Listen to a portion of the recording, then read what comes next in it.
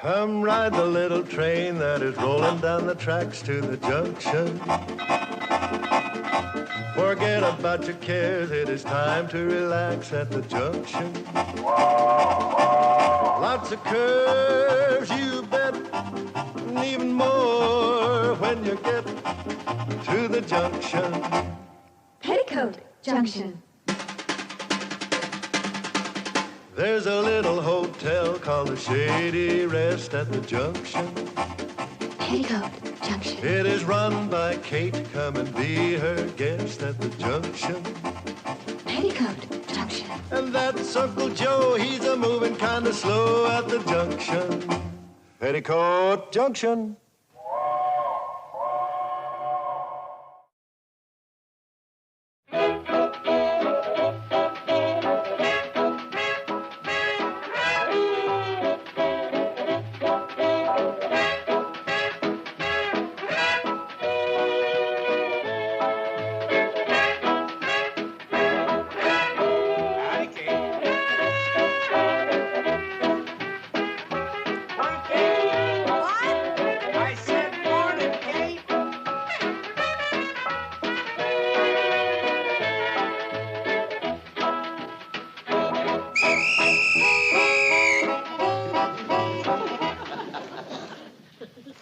What was that? Nothing to worry about, Uncle Joe. It's called silence. Hi, boy. I'm sorry, kids, to break off all that fancy stomping and hopping to that dandy music, but I'd like to be able to hear Charlie and Floyd. Sure, Mrs. Bradley, that's okay. Besides, it's the first chance I've had today to rest my frazzled nerves and shattered eardrums. Yeah, we're real sorry, Mrs. Bradley. Yeah, we're also darn anxious to do good in that Hooterville hop contest next month. We kind of get carried away. Yeah, well, for the time being, would you mind being carried away to the kitchen for some milk and cookies?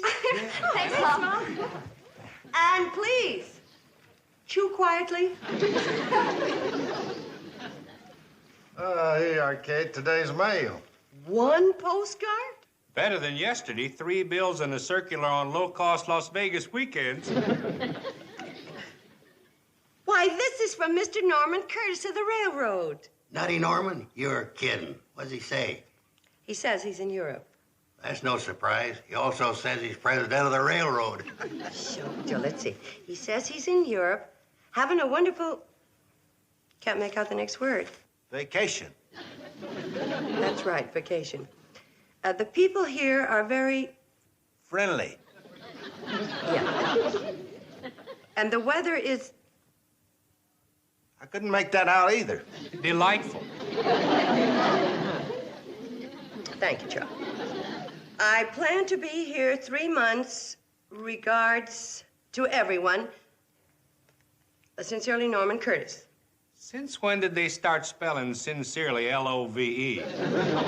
Charlie. That's just his way of being friendly. I think it was very nice of Mr. Curtis to think of us all the way over here from Paris. Paris. Ha! He's pathetic. No, he's not. And I'm worried. Suppose Mr. Bedloe comes up with another scheme to close down the Cannonball while he's gone. Now, you know that Mr. Curtis is always on our side. So what? Nutty Norman ain't any more president of that railroad than I am. Well, I don't know. But in some way, Mr. Curtis seems to be Mr. Bedloe's superior. That don't prove nothing. Who ain't?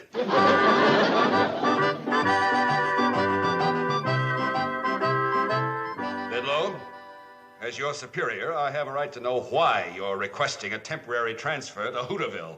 Mr. Giddings, you know that miserable Hooterville Cannonball is the one rotten apple in the whole CNFW barrel. Close down that line while Curtis is in Europe, and you'll be able to walk into the next stockholders meeting as the, well, shall we say, the CNFW Man of the Year. I have strict orders from Norman Curtis not to close down the Cannonball. But you're not going to close it down. You'll be improving it. This scheme is even sneakier than I thought. You've lost me. JB, appoint me superintendent of that line, and I'll institute an efficiency campaign that'll make those people down there wish they'd never heard of the Hooterville Cannonball. You're beginning to find me. Believe me, JB. When I get through with them down there, you won't have to close down the line. They'll do it themselves. And be grateful for the chance. And I won't be bucking Curtis's orders either. Oh, more than that, you'll be the stockholder's hero. Remember, JB, this company's ready for new and dynamic leadership. Bedloe, I'm sending you to Hooterville as superintendent of that line. But there's less than a month until the stockholders' meeting. If you're going to get the job done in time, you'd better leave as soon as possible. Whatever you say, JB.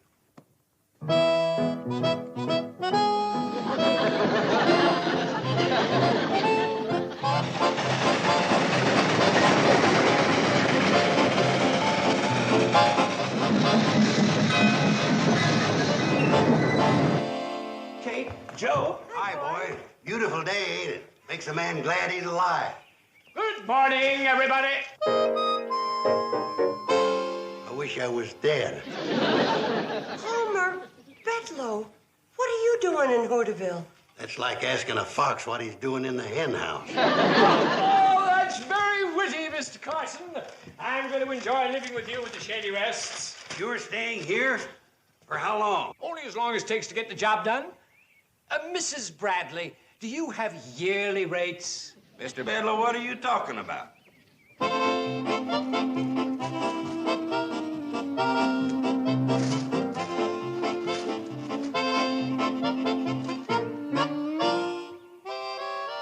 Tell me, Charlie, any more foolish questions? But, Mr. Bedloe, Now, stop mumbling, man, when you're talking to the new superintendent of the Hooterville Cannonball. Now, come along, let's get going. Get going, where to? To work, we've got a schedule to keep. What schedule? This schedule. A schedule for the Cannonball? The thought of that makes my heart jump up into my throat, Mr. Bedloe.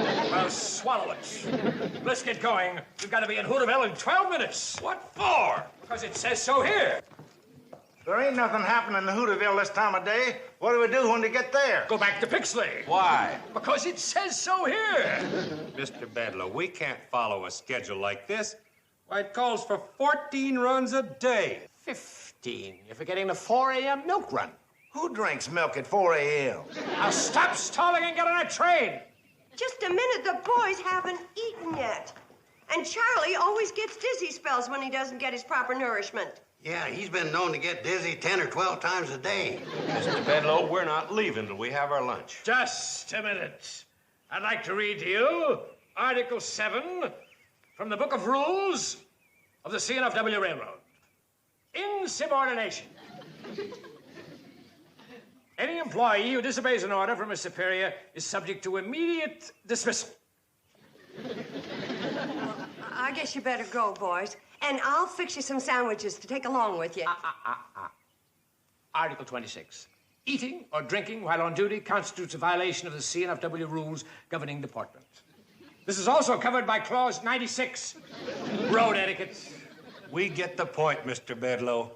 Don't worry, boys. I'll keep the food warm for when you stop on your way back. What? Stop. You might as well know now, Mrs. Bradley, that the Cannonball is only making 3 stops a day at the Shady Rest. In the morning, to pick me up. At noon, for lunch. And in the evening, to bring me back again. Is that last stop necessary? It's covered by Article 32, welfare and comfort of the supervisory personnel. That's what it's all about. I might have known it's another one of your low-down, sneaky schemes to shut down the Cannonball. I couldn't have described it better myself, Mrs. Bradley. Beautiful, isn't it? We're pulling out in 1 minute. I ain't going. You have to. That's what he's trying to do, get you to quit. Just like he's trying to shut down the Shady Rest with those 3 stops a day. I knew that guy'd never change. He's got a one-track mind. Yeah, the track from Hooterville to Pixley. He's aiming to make it so tough on us that we're going to shut down the Cannonball ourselves. Then we got to get him out of the Shady Rest. Oh, no. It's better to have him where we can keep an eye on him and know what he's up to. Well, what are you aiming to do about him, Kate? We just got to outlast him. This is a war of nerves. Well, that's the only trouble. He's got more nerve than we got. True.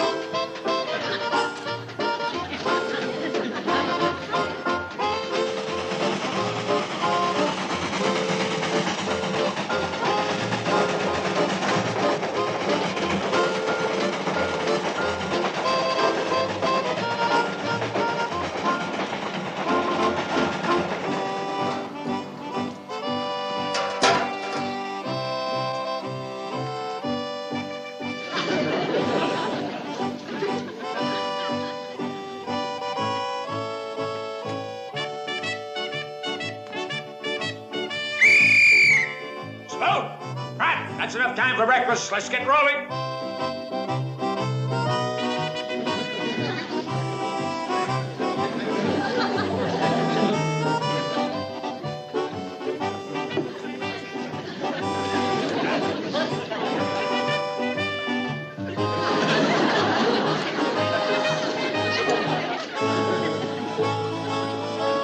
All right, Pratt, this isn't the old days. Let's look alive.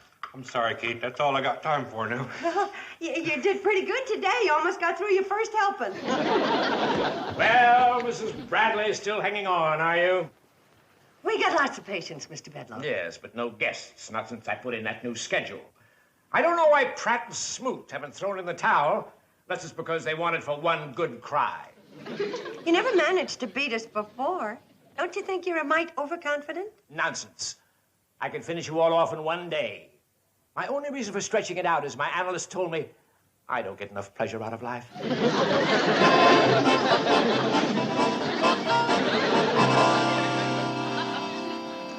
Good evening, everybody. Beautiful evening, isn't it?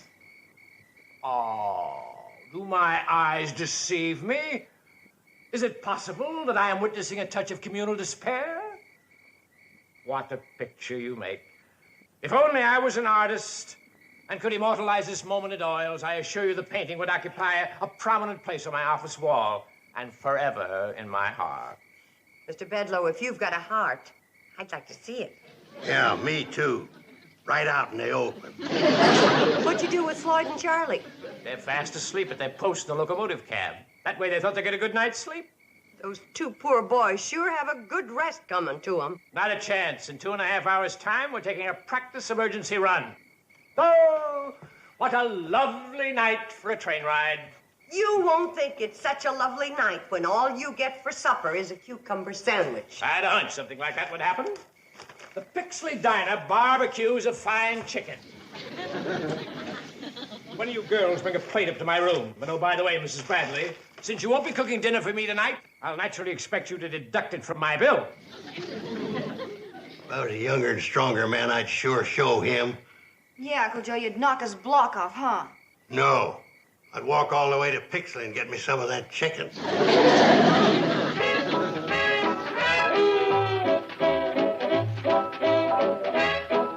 Will you stop that racket?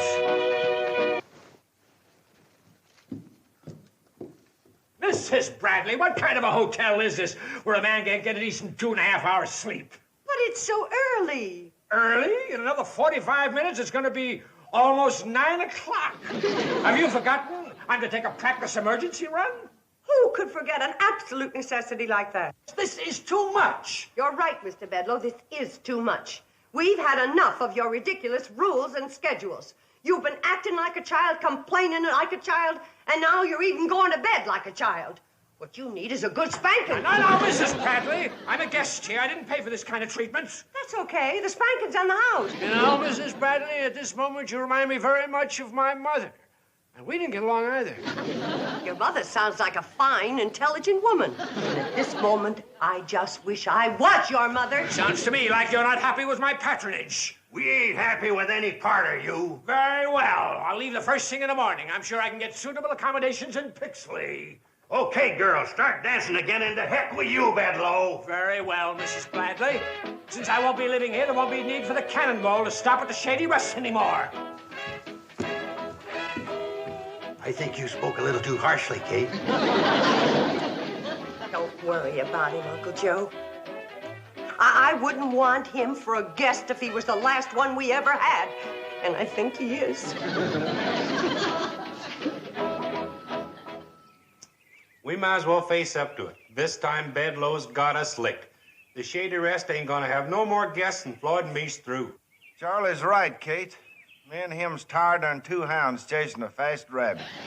I'll tell you what Floyd and me done. We told him in so many words that if the Cannonball ain't stopping at the Shady Rest no more, we're through running it. Oh, you shouldn't have done that, Charlie. That's exactly what he wants. If you and Floyd quit, he can shut down the Cannonball. Well, he's gonna do it anyhow, sooner or later. Where'd Bedloe go? Into the city, CNFW stockholders meeting he had to attend. You know, somebody ought to tell them stockholders how their money's being wasted, paying a man $30,000 a year to be superintendent of a one-track line. I mean, the railroad's paying Bedloe $30,000 a year? He was bragging about it a couple of days ago. That's the biggest train robbery since Jesse James. That's our answer. Oh, wait a minute, Kate. We may be desperate, but robbing the Cannonball ain't gonna help. That's not what I mean. I mean that somebody should tell the stockholders how their money is being wasted.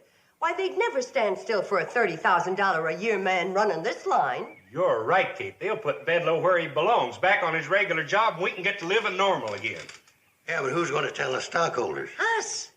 We'll go to the meeting. Well, they'll never let us in. Oh, yes, they will if we're stockholders. Kate, you don't expect us to buy CNFW stock. All we need's one share. By golly, Kate, I believe you blundered onto something. Well, thank you, Uncle Joe. Now, are we all for it? Aye. Aye. It's unanimous. Now then, I'll get Sam Drucker to buy the share of stock for us, and then with luck, we'll be buying Mr. Bedloe a one-way ticket out of our lives forever.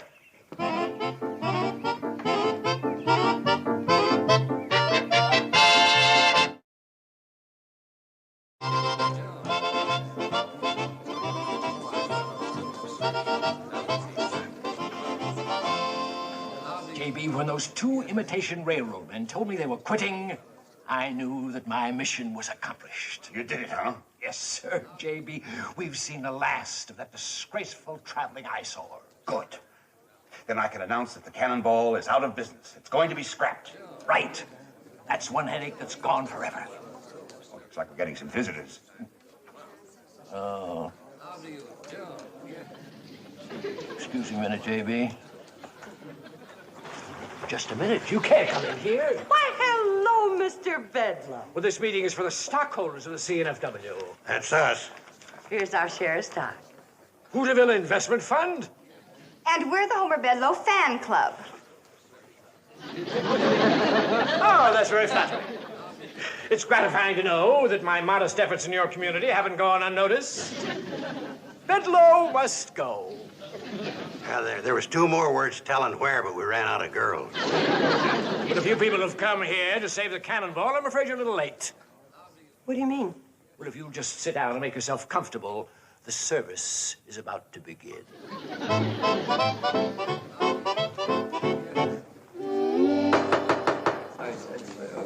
And now, ladies and gentlemen, I have an important announcement to make, which I'm sure will please all of the stockholders. It is with great pride that I am able to inform you that the one disgraceful, outmoded eyesore of the entire CNFW system has been eliminated. The Hooterville-Pixley branch line is no longer in operation. That's a good move, Giddings. It'll save us a lot of money. It will? Yes. One of our visiting stockholders, a lady from out of town, has made us aware of an interesting fact, which our comptroller has confirmed. We stood to lose $30,000 on that branch line this year, the very amount that we were paying the superintendent. Well, since you're closing down the line, why not get rid of the superintendent and save the $30,000? What? Sure, we don't need a superintendent for a line that no longer exists. Fire him. Fire the superintendent? Mr. Bedloe, it seems that if we don't have the Cannonball, you won't have a job. You're in the same boat with us.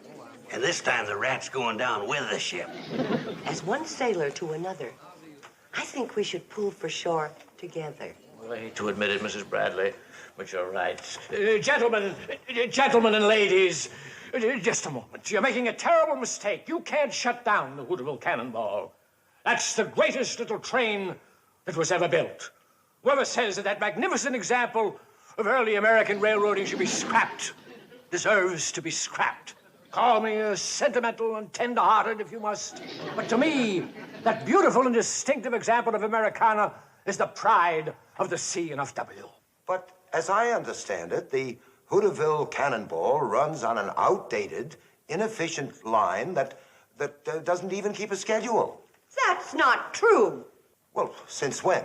Since you sent us the best superintendent in railroad history. Why, you can't shut down that line after what he's done for it. He has given us a schedule that outdoes any other line in the country. Right, Charlie? 14 runs a day. Plus the milk run. And Mr. Bedloe has shown us the light. At 4 a.m. In the dark. But it's still costing us $30,000. Well, when you want the best, you gotta pay for it. Exactly. What's a paltry $30,000 compared to the welfare and happiness of the fine and noble people of that community who depend upon that line? And what about these two self-sacrificing individuals who run that great little train?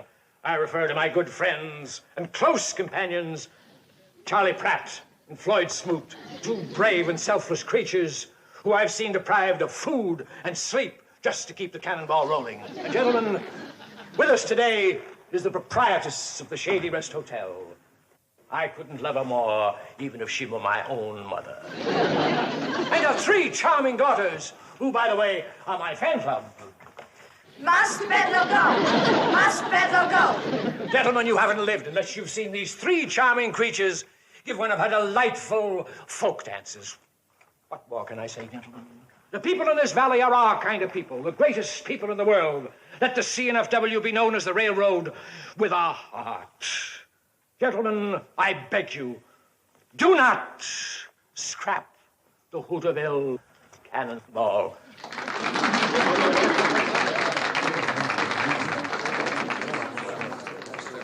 I suggest that the C&FW be known as the railroad with a heart. And that we reopen the Hooterville-Pixley line and keep on the superintendent. Of course. Gentlemen, we don't want to keep our wonderful superintendent on the Hooterville Cannonball. Well, why not? You were just telling us how much you wanted him. Well, I may be a woman, but underneath it all, I'm a stockholder. It'd be very selfish of us to want to keep Mr. Bedloe in Hooterville. He should be sent to other trouble spots. Yeah, Trouble's his middle name. Did you hear that, Giddings? I certainly did. And I know just the place where Mr. Bedloe should be sent. To our newly acquired railroad line in Kodiak, Alaska.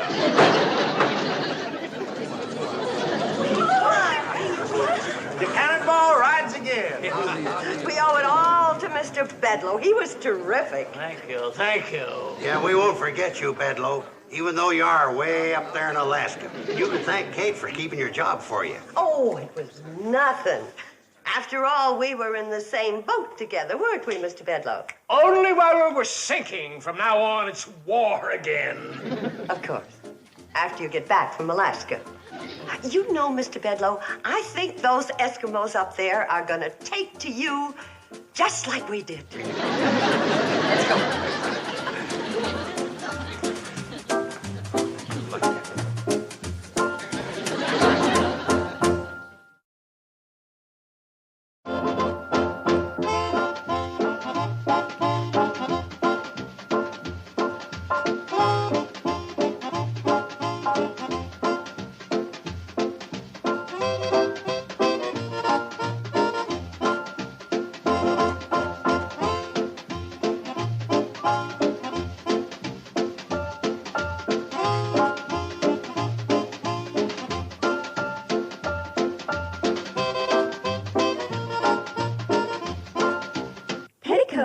Junction. This has been a Filmways presentation.